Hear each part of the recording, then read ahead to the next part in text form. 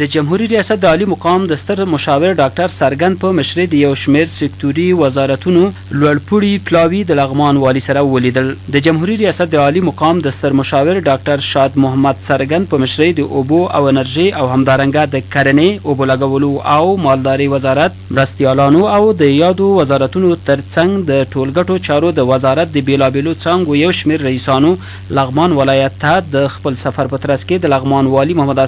سره د خپل کار په دفتر کې په داسې حال کې ولیدل چې د ولایت مرستیال الحاج شهزاده مظلومیار او د یو شمېر ادارو رئیسانو او مسؤلینو هم ګډون درلود. یاد پلاوي چې د لغمان والي محمد په غوښتنه او د هیواد د ولسمشر په لارښوونه په لغمان کې د سیندونو د تخریباتو د مخنیوي او د تحکیماتو د سروې او د سیمې د مشاهدې لپاره راستول شوی وو. د لغمان والي سره یې په یاده برخه کې خپله کاري برنامه شریکه کړه او د پروګرام د تطبیق په برخه کې د ولایت مقام همکاري اړینه وګڼله. لغمان والي محمد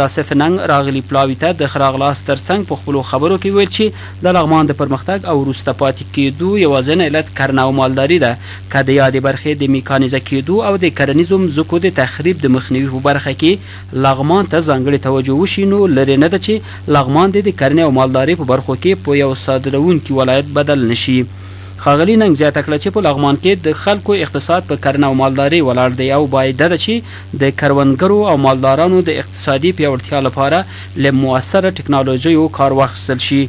نوموړي له راغلي پلاوي وغوښتل چې د خپلو تجربو په رڼا کې په یادو برخو کې د لغمان د ولسونو د ژوند د ښه والي په خاطر اغېزمنې برنامې تطبیق او عملي کړي.